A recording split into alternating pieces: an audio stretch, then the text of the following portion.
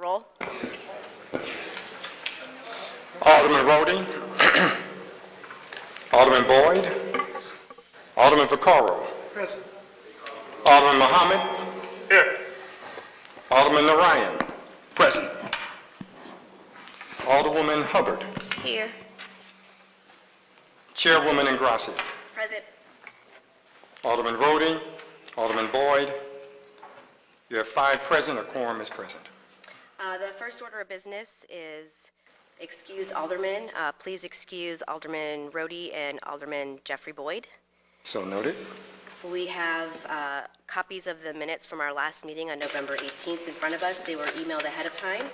I can entertain questions. Madam Chair, I make the motion to approve the Legislation Committee meeting minutes from Monday, November 18, 2019. And I'll Second. second that. Please call the roll. Alderman Rhodey. Alderman Boyd. Alderman Vaccaro. Alderman Muhammad. Aye. Alderman Narayan. Aye. Alderwoman Hubbard. Aye. Chairwoman Ingrassia. Aye.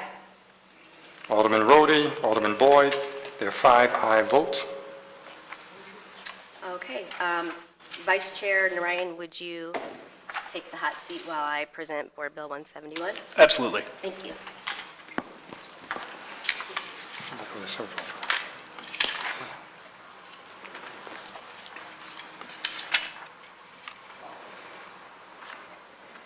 Thank you, Mr. Chairman, members of the committee. I am talking about Board Bill 171 this evening, which is a proposal to prohibit city and county offices in our government from asking applicants for employment about their salary or compensation and benefit history. There's a myriad of states and local governments who have taken this on recently in order to address the pay gap and discrimination that women experience, especially women of color across the country. And I am happy to take questions. I also wanted Abby Buckhouse with Generate Health to come and talk about why it's important from a stakeholder group perspective.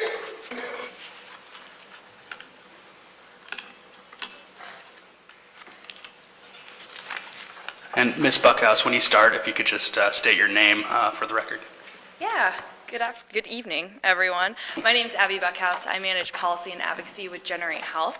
We are a nonprofit here in the St. Louis region working to eliminate racial disparities in infant and maternal health. So working on this bill with Christine has been really important with us because anything that we can do to help achieve racial equity for the entire lifespan of moms and babies is really important to us. And so ensuring that women are able to really reach their earning potential is extremely important. And we know that through a whole lot of research and studies and history with others who have already done this work in other states and other cities, we know that it's really important that we aren't asking these questions about history in order for women to really achieve those earning potentials and provide for their families and for their communities and for themselves. So this is something that we're really interested in seeing pass as a really important step in a whole host of important issues and initiatives that will help achieve that racial equity for our communities, and in particular for Black moms and babies, which is the issue that we're really interested in. I'm happy to take any questions that anyone has. I guess we can go. Alderman Vaccaro. Alderman Muhammad. Thank you, Mr. Chairman. First, to my distinguished colleague from the 6th, thank you for introducing this legislation. This is important as we talk about the progression of the city of St. Louis. But just for clarity, just for the sake of being repetitive, because I think sometimes being repetitive is a good thing, especially in a city that oftentimes does not listen. Can you talk about how this will exactly progress the city of St. Louis in terms of equity and in terms of ensuring that everyone is offered a fair job without asking about past employment information? Can you just talk a little bit more in depth about that? And I do support this legislation very much. Sure.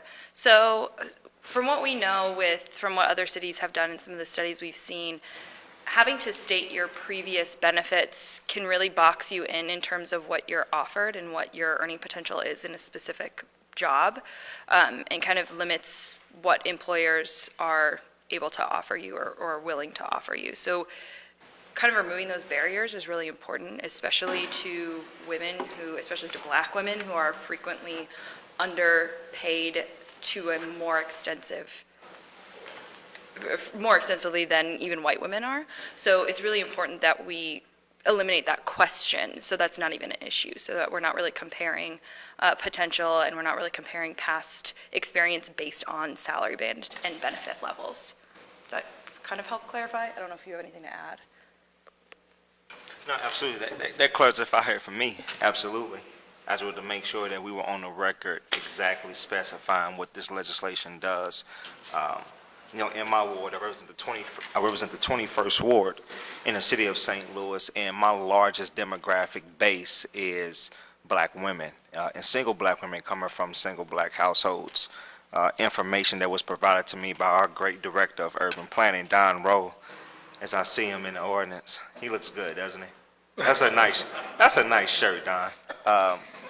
So I support this, and I know for a fact that the women in my community, throughout the several neighborhoods I represent, appreciate this legislation. And I am just excited that we are finally taking that step and introducing it. I know, as you said, in other territories around the country, in various states throughout this nation, they have already adopted employment practices like this that will safeguard and guarantee the economic opportunities of African American women, and not just African American women, but people in general, but especially African American women. So I appreciate this legislation. We are behind the ball, and Alderwoman Ingrassia, thank you for introducing this. I cannot say that enough, because this is pivotal. I know you have been working on this for about a year now, so I thank you for this legislation. I am proud to support it, and I am proud, optimistically thinking that this committee will pass this out today so we can get this passed this coming Friday, or get this back on the calendar. I appreciate this so much. My hat is off to you and to the team and to the experts that has worked with you to get this done. Thank you so much. Thank you. Alderman. No further questions, Mr. Chairman. Absolutely. Alderwoman Clark Hubbard. No questions. Thank you, Alderwoman Ingrassia, for this legislation, and I'd like to add my name as a co-sponsor. Thank you. You can add my name. I'd be the only other second guy on there, though. Thank you. Me and John are Appreciate the it. only two guys. But put me on there. And so I guess that just leaves me. I think that this is a great piece of legislation. I also would like to add my name to this piece of legislation.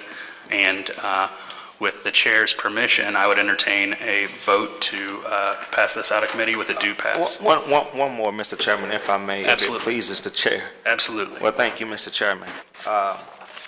And you are doing a fantastic job in chairing this committee, by the way. Thank you. In absence of our current sponsor, this is quick. I like this. I do want to say this because I don't want this to be the only criteria for the city of St. Louis.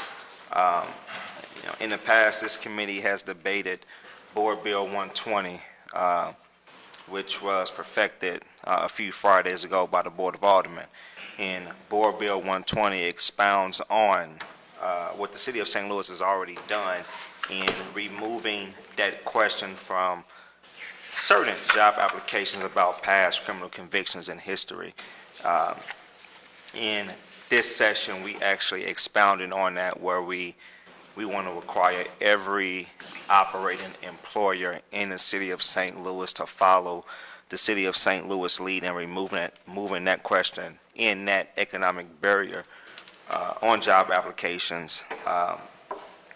Would the sponsor be interested in the future? I know we have to take steps, but would the sponsor be interested in passing additional legislation that will require every business operating in this city to follow this same criteria? Yes, that's absolutely the plan. This is a first step to show that the city itself is invested in the value of legislation like this. And as many of you know, I'm working to expand the budget for CREA and create some space for them to have capacity to be able to help educate and enforce.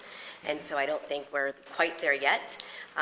But yeah, that's the plan, to get there quickly. And I'm also working with Generate Health and the Women's Foundation of St. Louis to address the fact that St. Louis City employees do not have family leave to adopt a child, have a baby, or take care of a parent or something like that. So there's some companion legislation that should be introduced soon at the board.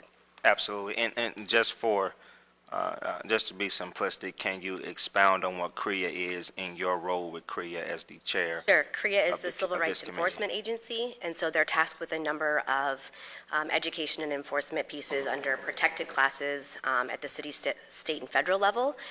Recently, we've been handing them some other enforcement pieces of legislation, including the ban on saying that you can rent or not rent to Section 8 voucher holders as the only criteria to tell someone that they can't rent from you. We're looking at the surveillance bill that you have, we're the ban the box, and a number of other things. And so as the chair of legislation, I sit on the CREA committee or the CREA commission, and so hoping by fiscal year 2021, we have more capacity for them to take on some of these issues. Absolutely. And I know already, but again, just for the sake of being transparent, does CREA support this legislation?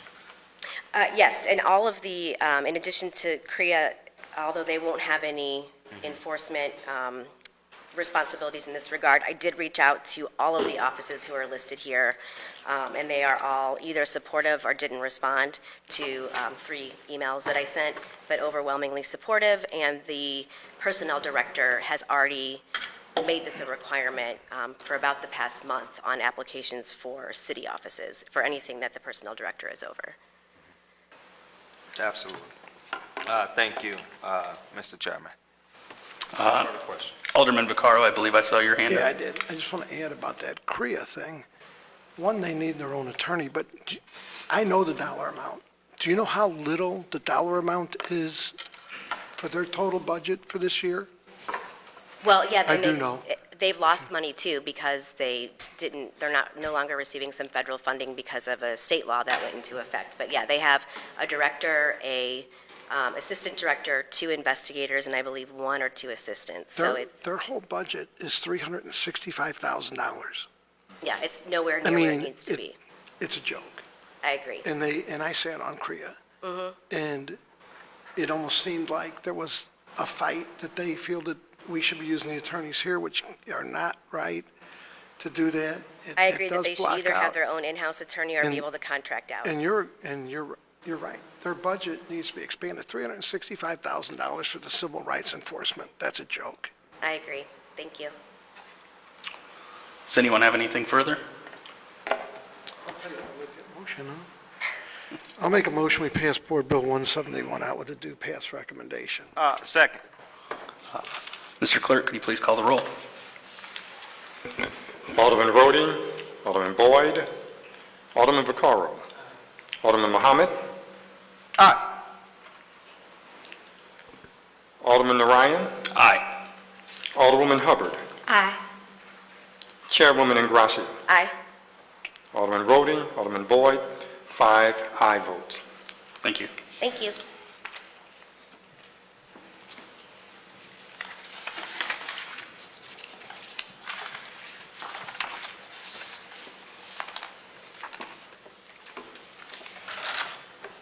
The next topic we are going to take up is the status of the economic development sales tax that was voted on here in the city of St. Louis, passed overwhelmingly by voters, and we've been collecting for a couple of years. So we have Jim Dwyer from the Economic Development Sales Tax Advisory Board here, who's going to talk about how their board is set up and what money has been spent to date. I have some exhibits I'm going to pass out to the committee from Paul Payne, our budget director, which talks about the other There's the transit piece, which is North-South Metrolink expansion at 60% of the tax revenue. Workforce development is 10%, neighborhood revitalization, public safety infrastructure, and then citywide infrastructure. So I'll pass those out, and Jim, thank you so much for being here. If you want to give those to him, yeah. Multitasking here, so. Take your time. So I'm ready for you, Great. and I'll come back to that. Okay.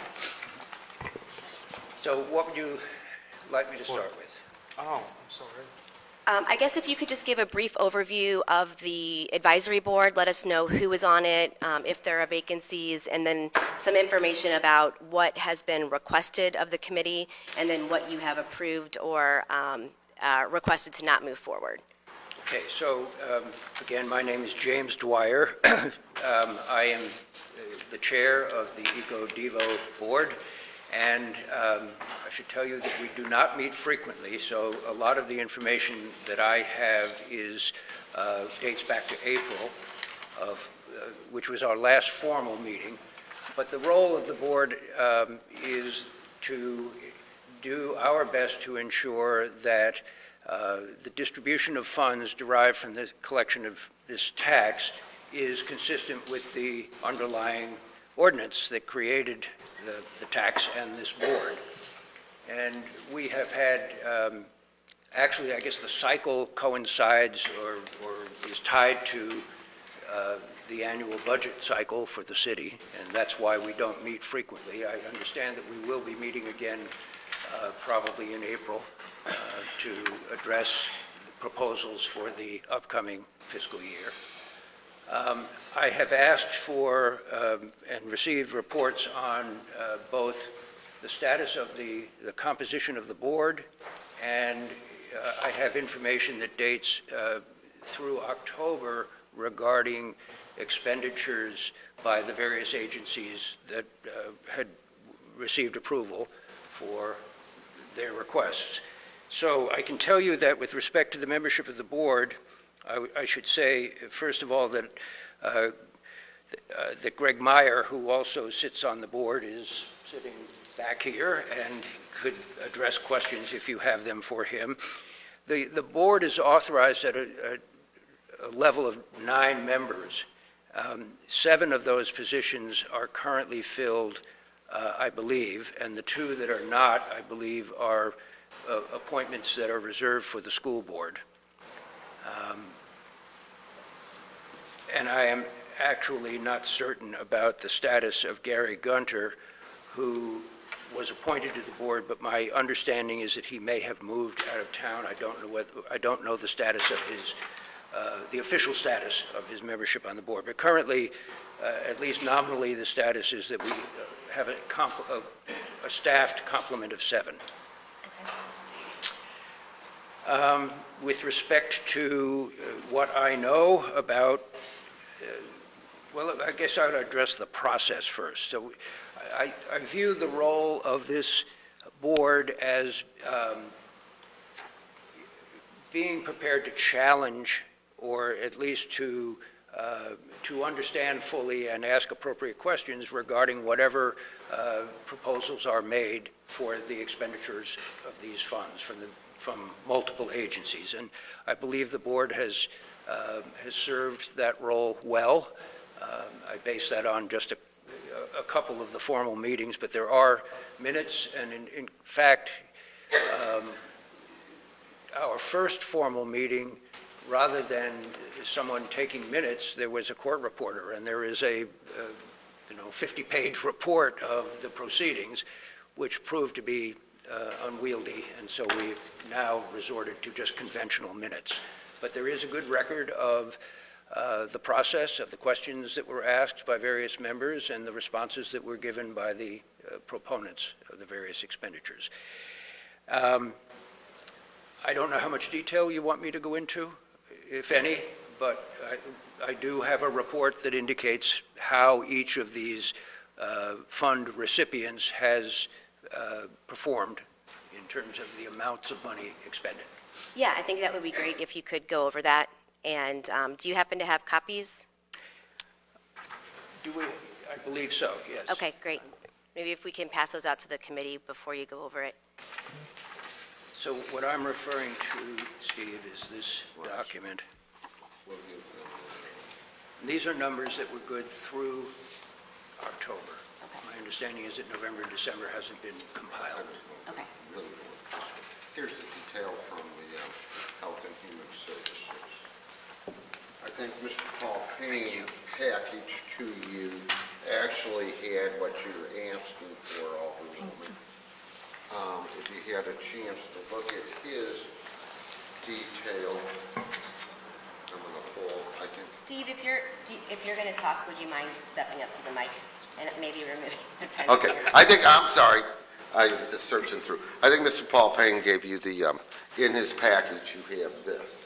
Right. And then that you should. Everyone has copies of that. Okay, so you should see in that package and on the back page, the allocations for 2 years and then the balances. And so if you look at the first page here on summary of expenses and expenditures, you can see like for the transit, you know, what the fund balance is, and that's $31,830,000.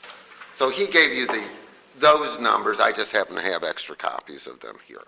Okay, well, and it looks like what you just handed me has more specific information. Right, for we got the request, and then we reached out to the Department of Health and Human Services to get kind of a detailed breakdown if they had that available, and she responded. Okay. I guess I would assume that any department receiving money from this tax would have an itemized list of what they've spent the money on? Yes, they would, and we can get more detail for each of the departments. Okay. Paul's sheet should give you a pretty good reconciliation.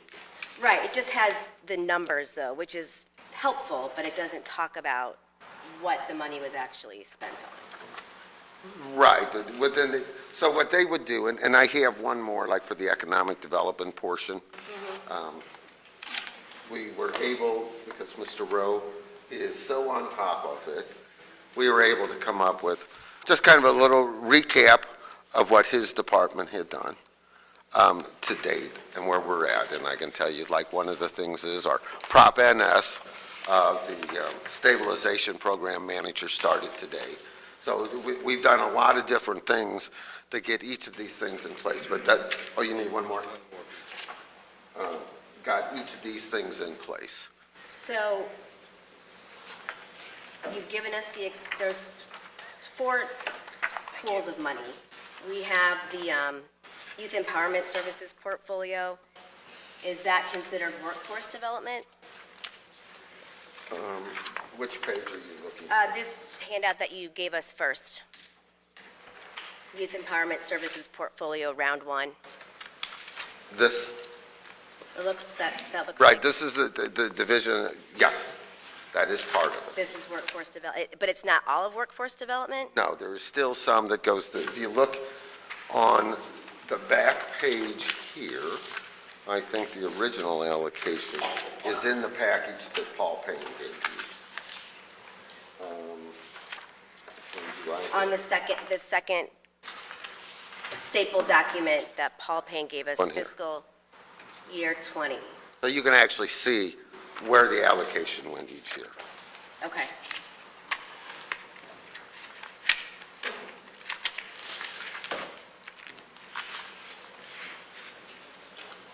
When do you think it would be possible to get an itemized list for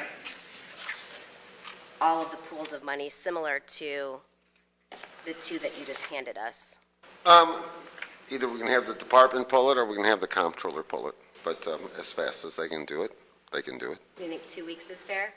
That, I don't know if that's fair or not for the comptroller's office, but Okay. we will put in that request for you. I appreciate that. In all fairness, I let you know about this committee hearing at least a month ago, so it would have been nice to have that this evening. And I'm sorry, I must have missed that. Okay, no worries. Did you send me an email?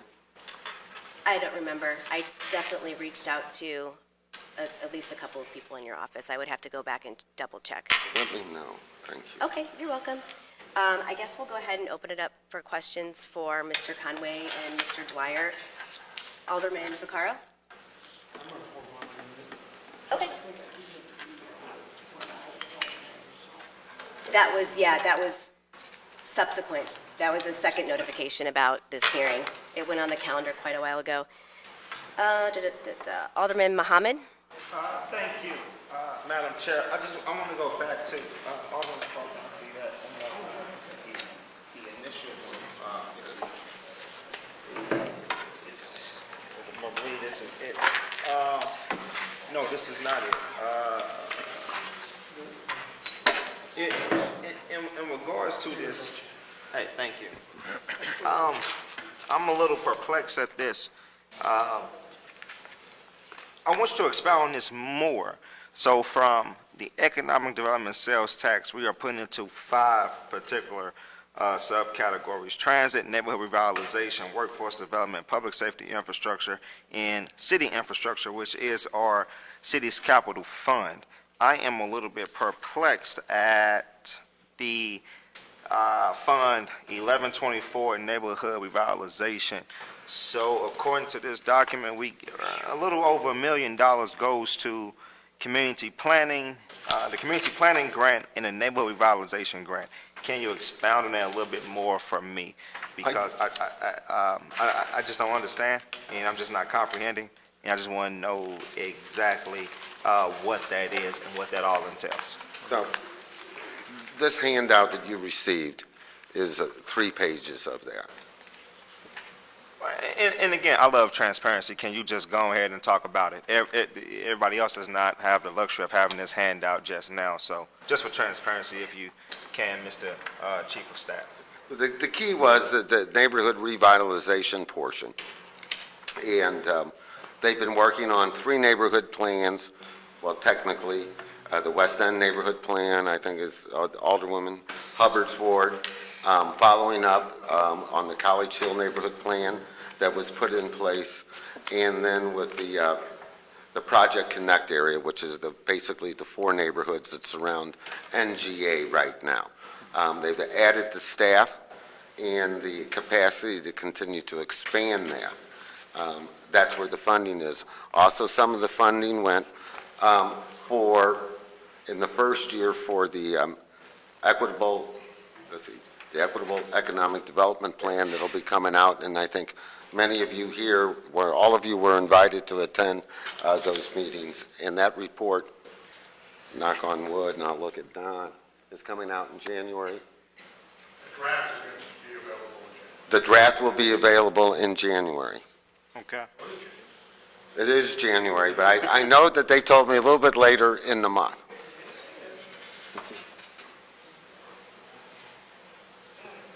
So basically, with this grant or with this sales tax, we hired an executive assistant that is responsible for what exactly?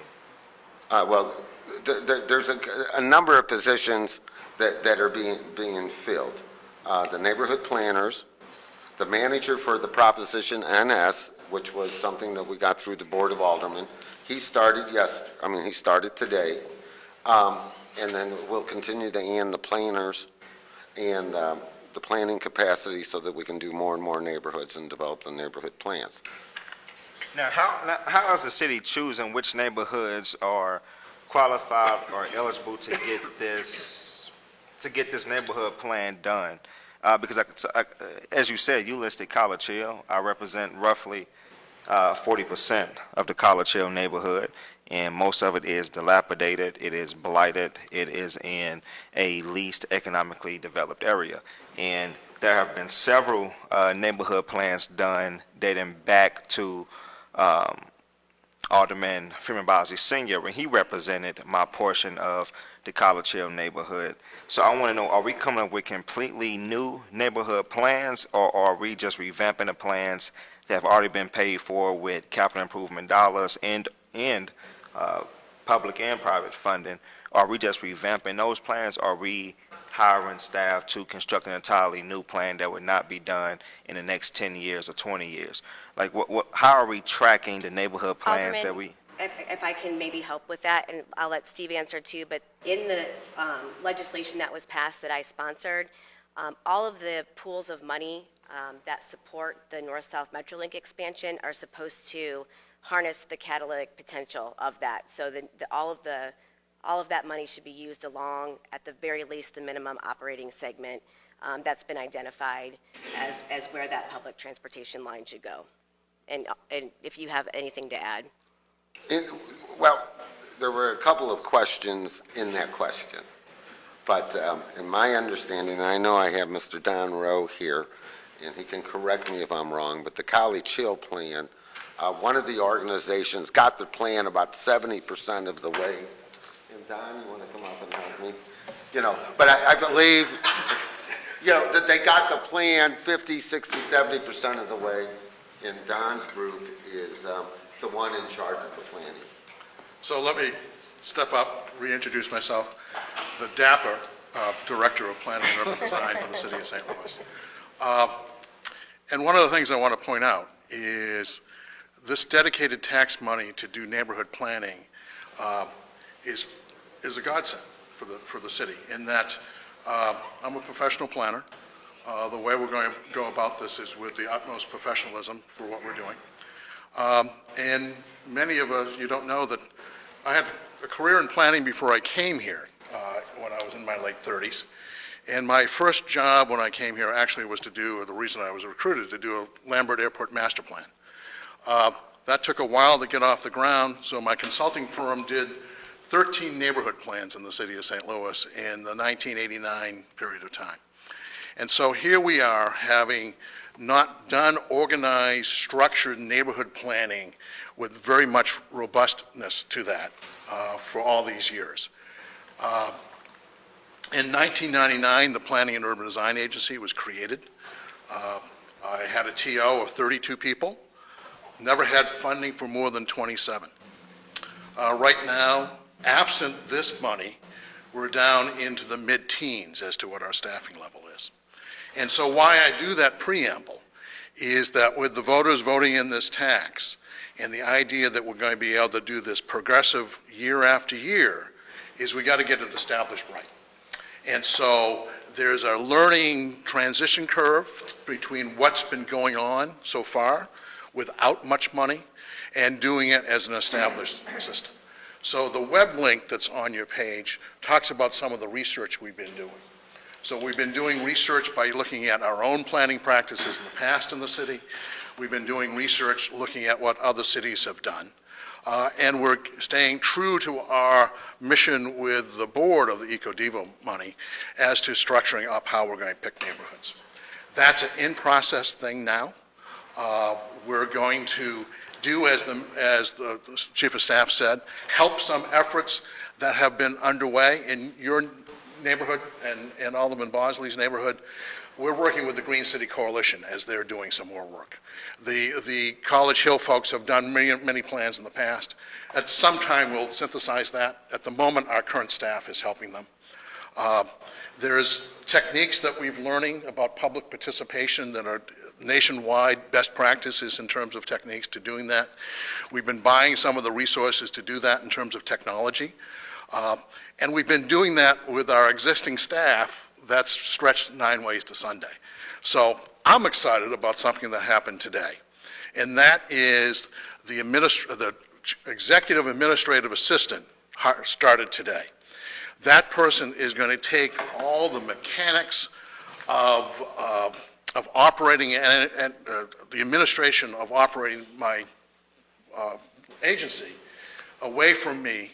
And first mission is to help get the staff hired that we're going to do this. Because as you may have understood, we have some consulting budget, but what we're going to do with this is hired by new staff. So we can do it year in, year out. In that process, it's been a difficult road to do that through our city personnel system. So this person's on board to help me do that. We have in those draft forms how we're going to help pick the neighborhoods and structure to picking the neighborhoods. There may be in the first things that we're going to do some as districts. That's all sort of in process right now.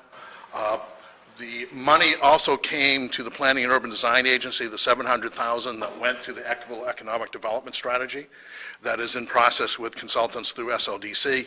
And Project NS has some funding that flows through the Planning and Urban Design Agency. So I'm excited because we're getting our feet wet, we're getting it organized, and one of my sort of thoughts about all this is, having now been here for so long, is the pride in being able to establish a neighborhood planning program that will be ongoing for the city so that we get to all 79 neighborhoods, as opposed to just helter-skelter. Thank you, Mr. Director. And so let me say this. I think the work that you do is crucial and is paramount for our city. I think you are underfunded. With the permission of the chair, I just want to go into the city's budget, if I may. It relates directly to this, if I may. How much does your office get from the city of St. Louis to do the work that you are supposed to do each fiscal year? Off the top of my head, I'm going to say it's about $1.4 million. Yeah, definitely. Most of it comes from block grant. Then general revenue has been increasing, thankfully, thank you, over the last few years to up to $400,000 to $500,000. And then we get some home funds, because some of the work we do is eligible that way. We get some grant funds. That's the way it is, about $1.4 million. Right, definitely not enough. And I'm glad you did mention the increase that you actually get from general revenue. I know that was something that the former alderman from the 18th Ward worked diligently on as he served on the HUD's committee. You mean this guy right here? Yeah, this guy right here. This guy right there. Yeah, that's him right there. And so basically you don't get enough. Well, and you are responsible for... I'm a prudent and frugal guy. I appreciate you saying I get that. it. I get it. I appreciate this tax now giving us more. Right. Your boss is right here. You can't say you don't get enough. I get it. But you don't get enough. And that's why I want to go into the budget. As the Director of Planning and Urban Design, your job is, well, I know what it is, but again, just for transparency, I want you to say exactly what that job is. So, sure. So the Planning and Urban Design Agency is an independent city agency established in 1999. We don't establish new agencies all that willy-nilly. God, I'm old. I use that term. In 1999, I like to say, with a little bit of jealousy, but a little bit of truth to it, we're often referred to as one of the development agencies at 1520 Market. The difference between us as a development agency and everybody else, they give money to somebody somehow, through the block grant, through tax abatement. We don't. And so our mission is, one, and we created a citywide general plan called the Strategic Land Use Plan, which hadn't been done since 1948, or a component of it. So that's valid. We did that in 2005. That makes everything we possibly do checked and balances as being legal. That's a citywide effort. We update it every year. The divisions within planning and urban design is a planning department, currently with 2 planners in it. These people will be, the adds from this will be more. A research department, that's now 1 person. That was more at one time. An urban designer, which is 1 person. A graphics and GIS department, where we just made a new hire, that the person that will do GIS management in my department, 50-50 for me and the Department of IT, will make it so that we use GIS and mapping across the city. There's 2 people there. The Office of Sustainability is now in my department, including the Bloomberg Foundation grant that's helping us address climate change. We also have, and at times it's the toughest job in city government, except some of the folks here, sorry, is the historic preservation arm of my agency, the Cultural Resources Office, because that is often trying to, and thank you, Alderman Vaccaro, for being on the board of that, the preservation board. It's a tough job to help keep those conditions in our cities. So the Cultural Resources is the last link to our group. That's part of it. And so we do neighborhood plannings, review other plans. Now, who do you report to? I report to Chief of Staff and Mayor Cruzen. I'm a cabinet member. Absolutely. So, and again, I what I hate the most about the city of St. Louis, just being transparent, is the excessive bureaucracy that we have in city government. How often do you work with the economic development director of the city, Otis Williams, and the deputy mayor for development, Linda Martinez? Because roughly I see all three positions being synonymously one.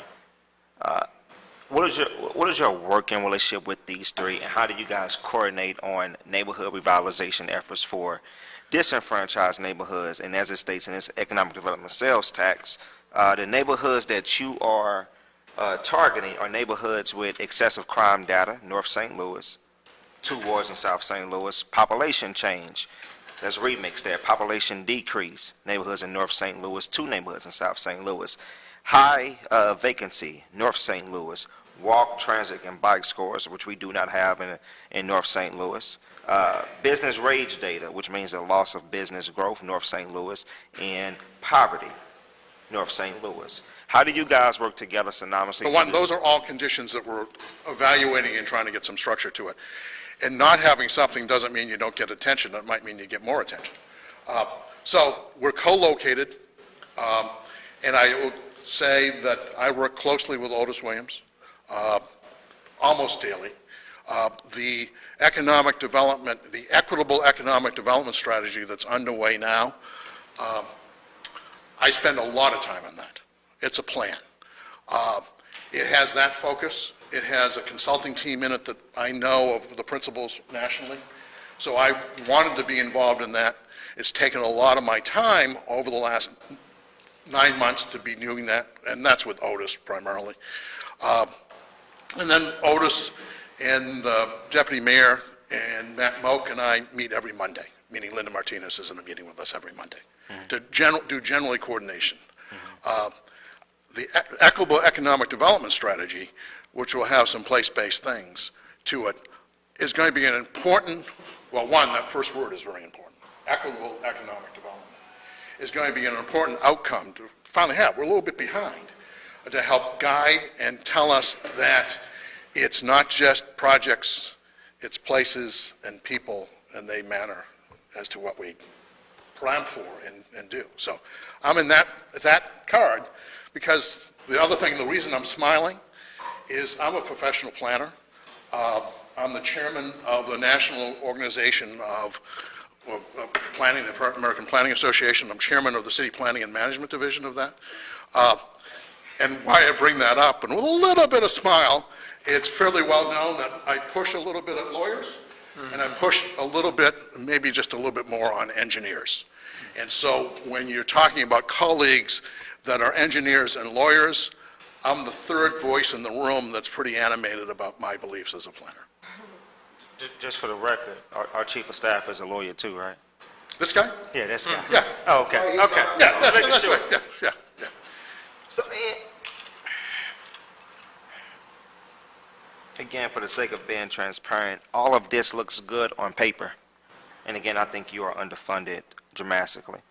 Our budget season is coming up, and I hope that we will be able to get you the finances and the resources you need to do actual community and revitalization planning in the neighborhoods that need it the most, which is North St. Louis. This looks good on paper, and granted, I'm new. I've only been since 2017, but I have seen plans dating back to 2006 that somewhat say the exact same thing, yet the results does not prove an effective for my community, the 21st Ward. I have 3 commercial corridors that look like Iraq.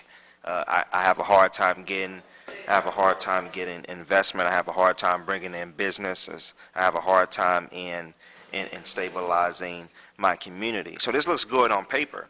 And if I take this back to the 21st Ward and I say, this is what we're working on in the city of St. Louis, they would say, great, we've seen that before. How is this different? How is this economic development sales tax different? How will it directly benefit and how will it directly affect, in a positive way, affect the communities that are plagued by disinvestment, marginalization, and overall disenfranchisement, how will this directly affect them in a positive way where they can say, okay, the city of St. Louis is doing something, where they can say, our alderman is downtown and he is meeting with department heads, the mayor's office, that is actually coming up with a realistic and tangible plan to target the most disinvested neighborhoods throughout the city. So I applaud too. We can't do it all overnight. The conditions that have happened has happened over 60 years. As you know, I've been quite involved in the removal of blight of the Green City Coalition and turning vacant land into something vibrant that helps the neighborhoods. My point is going to be we're going to hire staff to do this, aided by consultants for special needs and special areas. I have a nurturing of wanting to have and get good staff that will care about these communities, will reward them for doing well so they stay and have a passion to help do these plans. And the menus for the plans are going to be some basics, but customized to the needs of each neighborhood. So there are two particular cities that I want to talk about for just a second. In the city of Denver, they've come up with the same additional thing. They came up with an idea. We got to do a plan for all our neighborhoods. So I've spoken with the planning director, met with the planning director of Denver about how they did that strategy. Detroit did something, well imagine the needs of Detroit, and one of the things that they've done is saying that the plans you do under this program, you've got to have things that you can fund and implement in the first 18 months. So the lesson from that is something we're going to study and carry over to that. In the economic development tax, there's a portion of funding to help empower neighborhoods be ready for a plan, and there's a portion of funding to help the plans be implemented. And so I particularly like hearing about the Detroit model of let's have a plan that makes sure there's some money ground running to work on the plan. Absolutely. And I'm almost done, Madam Chair. I'm glad you mentioned Detroit, and I'm glad you mentioned blight.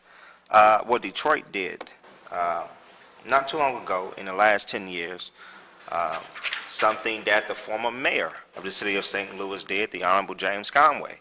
They started a dollar housing program that for some reason has not been successful in 2019. And you define blight, and this is my quarrel with SLDC. There is no definition of blight in the city of St. Louis or in the Missouri Revised Statutes. We use blight as if it is some blanket term, as if we are not talking about dilapidated housing conditions, the lack of public infrastructure, the lack of financial investment, the lack of commercial or industrial retail or overall business. And we see these sums of bills come through the Board of Aldermen every week that basically describes blight as one missing house on a missing block in the Central West End or downtown, and we give so much money in tax subsidies and tax incentives to these areas to develop what's already an economically stable, developed community, and we don't see any of these investments. We don't see any of these investments come north, and that just came to my mind when you mentioned blight. Yeah. And now I want to trickle back because I want you to. It's a correlation here.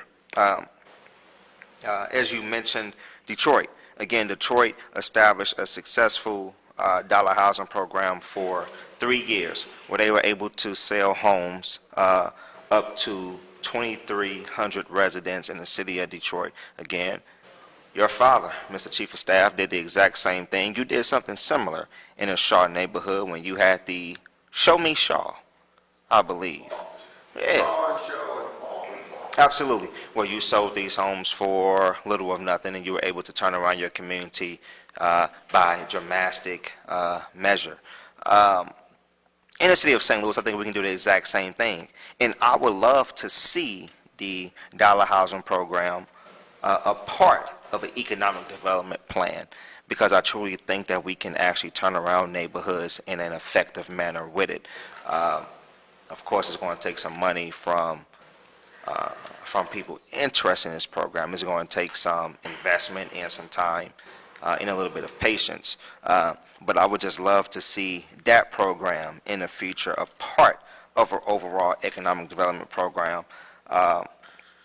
And especially in North St. Louis, I know, as you mentioned, the NGA facility that's coming, I'm pretty sure you and the mayor's office have worked closely with, well, I know you've worked closely with Alderwoman Hubbard, who is the resident alderman over that particular community. But I will, again, I got to stress the importance of including aldermen in any neighborhood planning that goes on. You do that very well. Whenever something goes on in my ward, you have always reached out, asked me what I think, am I okay, and how I like to proceed. I do appreciate that. But I just want to make sure that aldermen are included in these neighborhood plans, because sometimes there's a lot of stuff going on in our wards that we don't even know about. And when residents bring that to our attention, we can't say anything. We can say, yes, okay, that's good. But we would love to say that this is part of an overall economic development plan that will spur revitalization not only in our ward or in our neighborhoods, but throughout this entire city, specifically North St. Louis. That's all I want to say. It goes back to that participation and that inclusion and just overall investment. And again, I want to see that investment in North St. Louis because we have not seen it. And again, we hear the same speech from a different mayor or a different administration that says we're going to do this, this, this, and this, and it never gets done. And I don't think that falls on your agency or on your direct staff. I think that that's a part of the overall city's failure to respond to, as you said, 60 years of disinvestment. So I love it what I see on paper, and I look forward to seeing it come into fruition and seeing it come into actuality in North St. Louis. And again, I think you are drastically underfunded. I think we need to get you more staff. I want to keep saying that, Mr. Chief of Staff. I think you are drastically underfunded. In fact, I think if you had the same allotment as the mayor, I think you would do pretty good. But I think you need more staff. I think you need more resources. And I think you need a little bit more independence from SLDC and from CDA and from overall or just our city bureaucracy. You do a fantastic job to me. I appreciate your services. And again, I cannot wait to see an economic development plan come into fruition that actually changes the quality of life for residents in North St. Louis. So thank you. I'll step away from the mic in just a second, but independence, you might read my bio on the mayor's website. Other people around the country do. It's listed as I'm a cantankerous advocate for planning.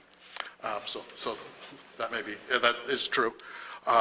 My graduate degree in planning is from the University of Michigan, so that's how I studied. One thing, Alderman, I want to do in closing of my comments back to you is remember a couple years ago, you made a chapter redevelopment plan, Chapter 99, of your doing, not the developer hadn't come to you. Hey, you had picked out a block, and that Chapter 99 is in place in a block with a number of 4,400 block houses. of Red Bud, Harris, and Athlone. A number of LRA houses and occupied houses. 99 in total of those 3 blocks. And that's a good one to remind ourselves and remind my colleagues at SLDC, let's focus on, and some of those houses in the LRA inventory are probably a good candidate for the dollar houses. Absolutely. As one of the things that you'll hear in the economic development strategy is increasing the wealth of our population, and the dollar house program, Mo to Own, are examples of how that can be done. Thank you. Thank you, Mr. Director, and thank you, Mr. Chief of Staff. No further questions, Madam Chair. Alderwoman Hubbard. Okay, John touched on most of my questions, but I just had a couple of questions about the staff that you're excited about. The one that you just hired, is it a man or a woman? Or? It's a woman, and the reason I'm smiling is I like to think I stole her. She's a current city employee that was at the airport, and as of today, she works for me. Okay. And the rest of the staff that you're going to hire, because it speaks to not just the demographic of it, but the passion and everything that you said that you would want them to have.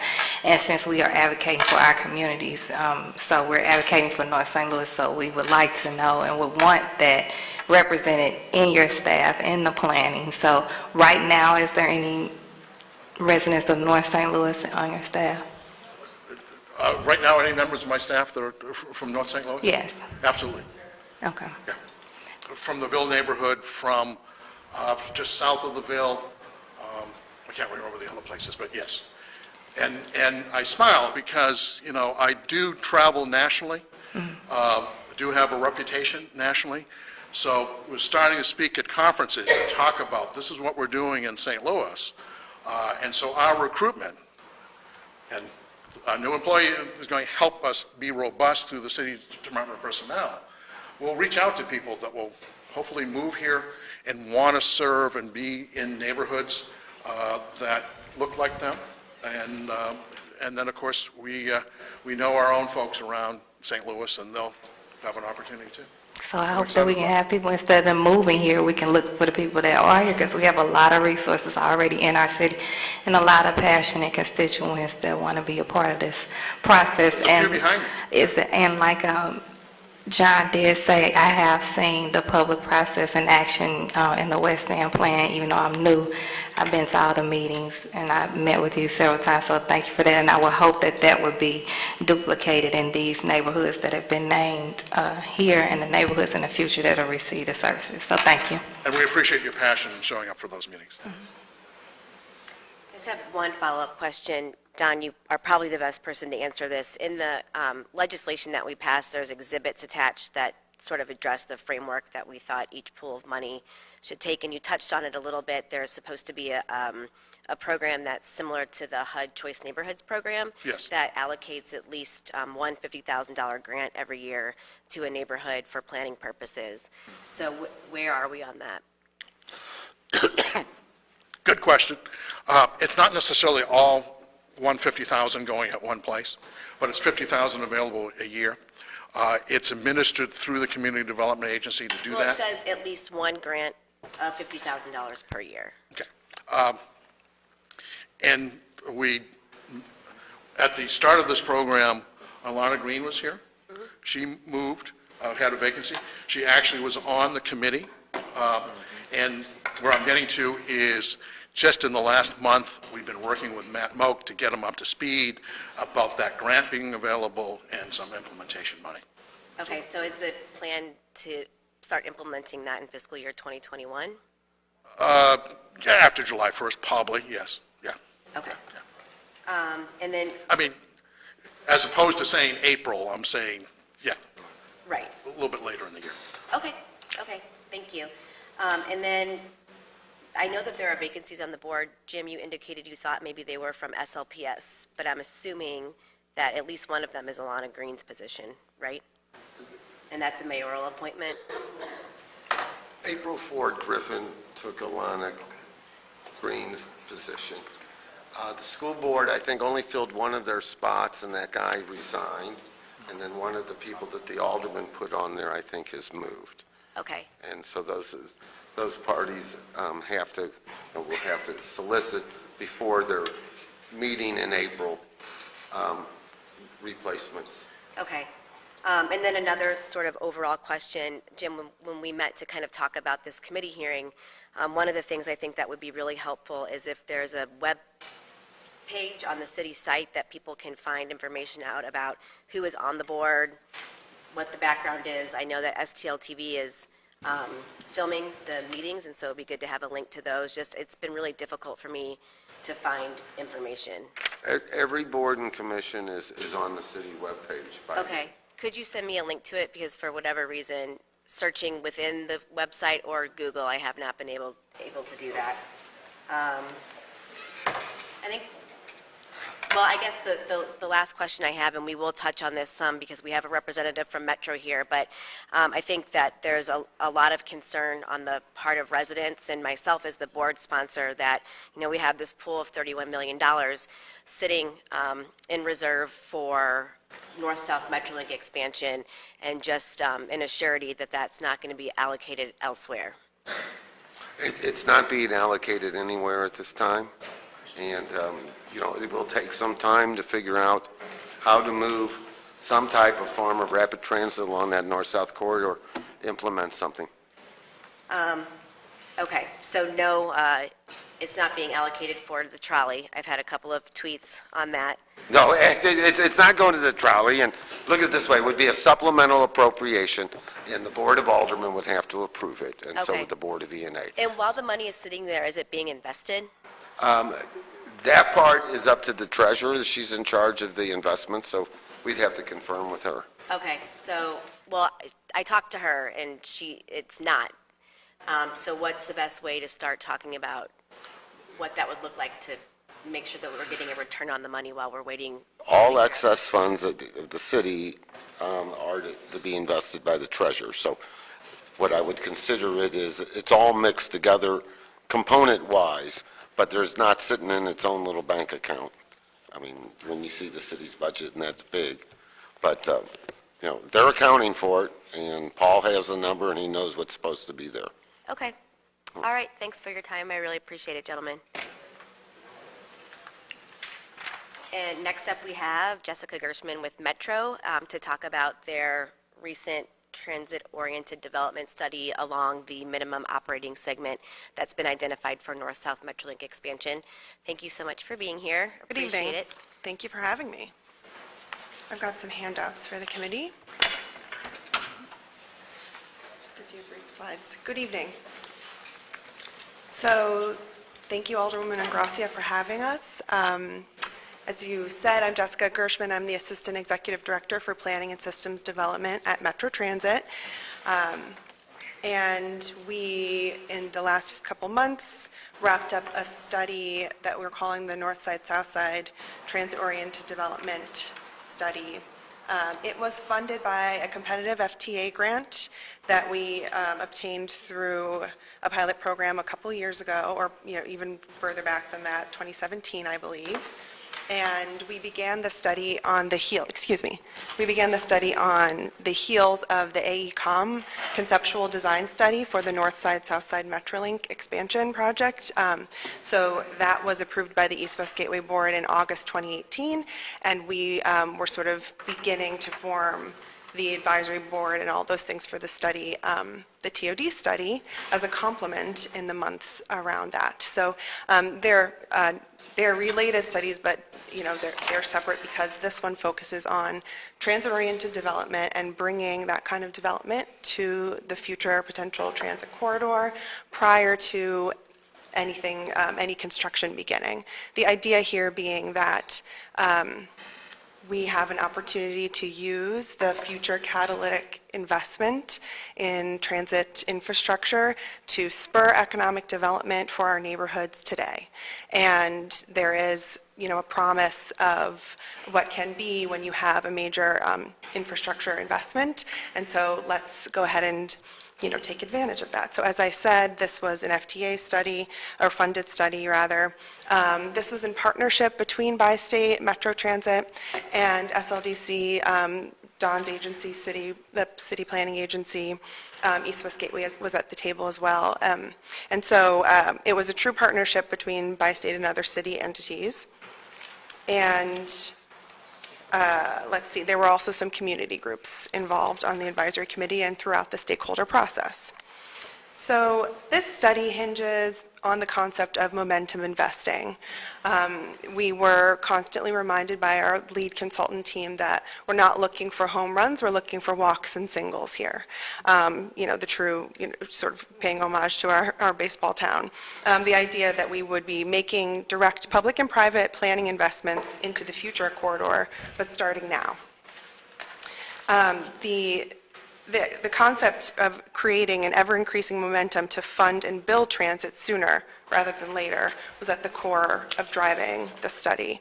So the AECOM conceptual design study for Northside-Southside revealed that, and after we sort of had our assessment that we were kind of middling in our economic development competitiveness for getting future federal funding to build any transit infrastructure. And so it's the recommendation of this study, again, that to boost that economic development potential, that we begin thinking about how to bring more investment, commercial, residential development into the future corridor and to benefit communities today while we're at it. So through this process, there was a market study, there was a drill down of 3 potential pilot stations, and interestingly, the market study kind of echoed some comments that we heard earlier, which is that there is really realistic and replicable development that's happening in the city today. And we just need to bring it within the catchment area of this future transit corridor. We need to make sure that it is occurring in neighborhoods where it maybe isn't as much today. So again, this focuses on development along the minimum operating segment. In the study itself, you'll find a lot more detail about the 3 pilot projects, the sort of station areas that we chose to drill down on. They were in 2 in the 5th Ward and 1 in the 20th Ward, at sort of the opposite ends of this Northside-Southside corridor, potential corridor. And those potential future station areas were around 16th and Cass, around 14th and Delmar, and then at the southern terminus of the minimum operating segment at Jefferson, Broadway, and Chippewa. There's a few slides in here to just kind of go through some of what was maybe conceived of or is completely is a conceptual idea for what you could do from a big scale and a longer term project, such as a beautiful stormwater park at 16th and Cass across the street from Preservation Square, to things that might be sort of smaller scale investment and more immediate to achieve, such as development around Jefferson, Broadway, and Chippewa, where it would be sort of capitalizing upon development that's already happening on a smaller scale in the 20th Ward. So to really take a look at the infrastructure that's at that intersection and how it makes for really difficult pedestrian and motorist and transit crossing, and to view this as an opportunity to work on partnering to improve the infrastructure and make those small-scale investments that will ready us for investment in the future, that will instill investor confidence to, again, developed communities today. And there's just a few renderings in here to think about what's possible. Of course, the study wasn't suggesting anything in an absolute term, and it wasn't picking out these 3 cases because for any particular reason they sort of were exemplary of some of the different typologies and development strategies that could be available. But in closing, I'd like to just point to this last slide where they talk about, in the study, what success looks like in implementation. There's a lot of talk in best practices of transit-oriented development across the country about having a shared vision, having unified leadership that follow a strategy that is linked by equity, by economy, and by placemaking. And so all of the cities that are doing TOD successfully today have a unified shared vision from leadership at the top. And that's a really key component that we'd like to capitalize on here in the St. Louis City. So secondly, build walkable places through demonstration projects and do it now. And thirdly, design for development. This is kind of what I was referring to in the example around Jefferson, Broadway, and Chippewa, where you are making the investment in infrastructure in the potential catchment area of a transit investment to ready it for development. So make that intersection walkable, make it safe to cross with your strollers and your wheelchairs and everything so that you don't feel like you're playing a game of Frogger, and then find that you are able to invest and attract investment in a more realistic way. Great, thank you so much. Alderman Vaccaro, do you have any questions? Is Alderman Mohammed here? Okay. Alderman Hubbard? Hi, good evening. Good evening. We've been together in meetings before for the trans-oriented development that's going on in the 26th and 28th Ward. So this is my first time seeing this. I didn't know that this part, so that was two separate meetings and two separate groups, two separate studies. So that is I think you're referring to the TOD project that is occurring around the Forest Park to Bolivar Station, right? And so this is, that has a developer that is, moving forward. And this is, again, a study to encourage the city to enable us with policy tools to move forward and bring that kind of investment to other parts of the city, yes. Okay, that's what I wanted to touch on, because in this I see parks and stuff like that, but there's a big difference between parks and economic development, the housing and things like that that's going to attract people, and it's going to spur that development in those areas. That's coming first in that area versus this one. It was saying make it walkable and all this stuff first. If the developers come, hopefully they will, to those areas, then we can have more development like the one that's going on in the 26th and 28th Ward. Right. All over our city. So that'll be good. I just wanted you to know that I got a lot of feedback on this plan idea, whatever you want to call it, and it was good. A lot of people, I spoke to people who specifically take the MetroLink themselves and the bus lines themselves to ask them how they felt about it. They questioned the sites, of course. They questioned the locations that were chosen, but like you said, these three were just chosen. You're saying that these wouldn't be anything permanent. This wouldn't be exactly where they would be. So, I'm sorry, for the station areas for Northside-Southside? So that's outside of this TOD study. The conceptual design study determined where the stations would be on the minimum operating segment. So, if we move forward with Northside-Southside here in the St. Louis region, I imagine that those are the stations that would occur, but that's not, Metro would be here to operate it once the region decided, where it goes and what it looks like. Okay. Well, again, like I said, I spoke with a lot of people, and they just hadn't heard of it, and they ride the MetroLink and ride the buses all the time. So I feel like their voices should definitely be a part of this process and moving forward from now, even with this information and the information that's online and the news stories that went out. I think it was good that you said that you wanted to have more public meetings and public information, right, about this whole process and moving forward. Wouldn't you think that would be not better, but a way to move forward with this?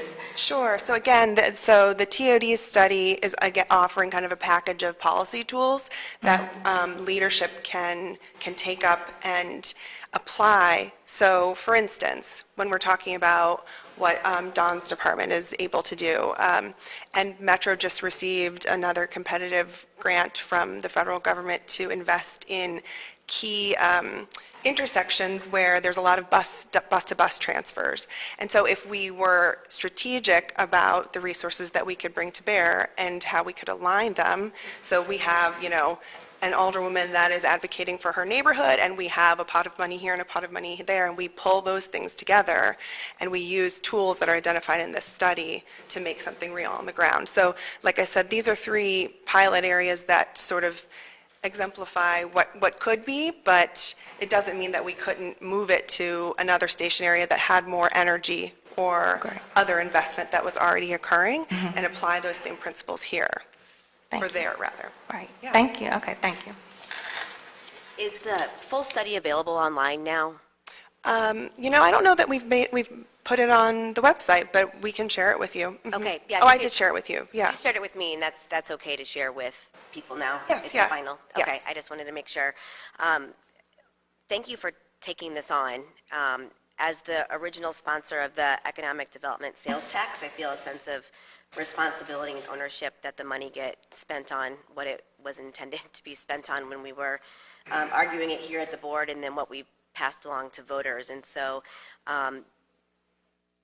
I just wanted to let you know that I'm happy to be supportive of moving forward with making sure that we have public transportation in a north-south line in some form. And so is there anything that we can be doing here at city government, either via the mayor's administration or the board of aldermen, to make sure that this momentum continues moving forward and doesn't just stop with a study? Thank you for that question. To the point that I was just making about making sure we are coordinating resources, I think that we're making efforts to do that already, but for the city to elevate a shared vision and then pull in partners like Bi-State Metro to make sure that we are bringing to bear the resources that we have to contribute to that, I think is important. For us to know the direction that the city wants to head in for this, important investment, it would be a valuable way of helping direct what we're doing to support it. Okay, so would something like that look as a possible next step, maybe me coordinating a meeting with the mayor's office, the directors of the agencies that are receiving the pools of money underneath the EcoDevo tax, and maybe some other stakeholder groups to start coming up with how to move forward? Yeah, I think that would be fantastic, yeah. And I mean, you and your elected colleagues that have been, elevating your community plans, that we can help kind of shape things around those priorities, those Okay. community priorities. Okay, thank you very much.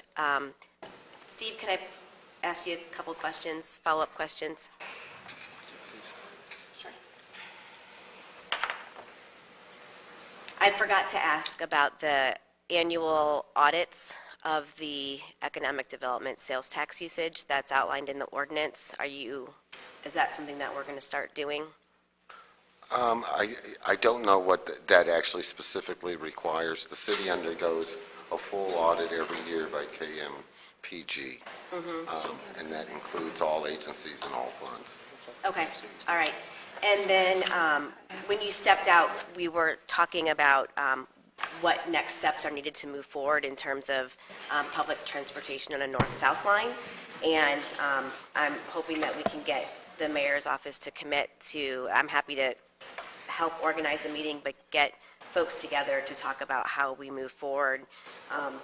We have $31 million sitting, waiting to do something, and we now have this TOD study, and it would be really wonderful, I think, to use some of the resources that we have in some of these smaller pools of money to start addressing the infrastructure needs and other needs along the minimum operating segment. So is that something that you would be willing Yes, to sit down and and it's an discuss? ongoing discussion, and it's being worked on as we, currently. Okay, by who?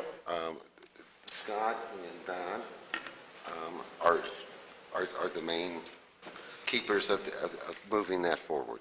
Okay. All right, does anybody else have follow-up questions? Thank you. Thank you, Madam Chair. I stepped out briefly, I apologize, and the representative may have went over this, but just going over the Northside-Southside expansion. Where is the North City Metrolink station at? I don't see it. Sorry, where are the North City Metrolink stations? Right, because currently there are no Metrolink stations in North St. Louis. I think that's problematic. And when you look at the ridership of of public transportation, most of them are low-income blacks that reside in North St. Louis, and there is no station even with this expansion. I just want to know, where is that? So there's, I think, 3 or 4 stations in the minimum operating segment along Cass and Jefferson, and then Yeah, that's not North St. Louis. hanging on to Natural Bridge. Okay, that's Midtown. So North St. Louis is where? It goes all the way to Fairground. But there's no Metrolink station though. Is what I was asking.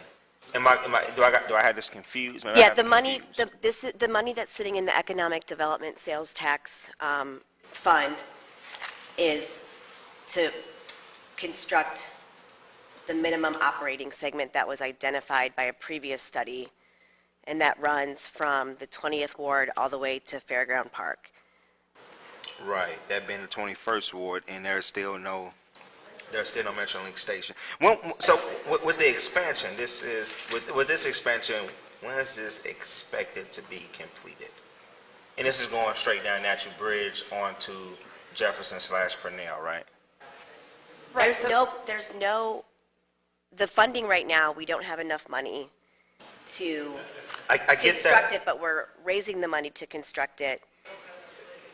And the whole reason for North-South Metrolink expansion was because we had made a promise to constituents a long time ago that we needed to have access for folks in both North St. Louis and Deep South. And so that's why, I mean, I can't speak to why that never happened before, but the intent of this money is to do exactly what you're saying, is to bring Absolutely. public transportation to North St. Louis. And that's exactly what I thought, but in this preliminary planning study, those plans are not indicated, and even with the expansion on page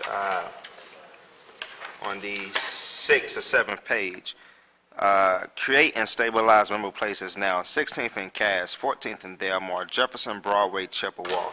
None of those are in North St. Louis. So even in this preliminary planning study, North St. Louis isn't mentioned. So that leads me to believe that in the implementation of the concrete plan, North St. Louis will not be implemented. So it's called the Northside-Southside expansion. It should just be called the Southside expansion, because I think North St. Louis is not in it, and that's what I thought too. When this initially came up, it was to provide transportation for the people in North St. Louis, which is not there. And even without this expansion, even without it, I think we have to talk about the fact that there is no Metrolink station in North St. Louis. That's what I want to talk about. Even without this plan or this expansion, there is no Metrolink station in North St. Louis. And in this plan, North St. Louis is not implemented. I apologize, I'm confused about, the plan is for there to be stations in North St. Louis, and this is a conceptual study that talks about how we can have momentum now with funding to set ourselves up for there to be investors who are interested in coming in the area and to qualify for federal grants and other funding. And I did say that we were going to wrap up at 7:30, so I'm going to go ahead and adjourn the meeting. Thanks, everyone.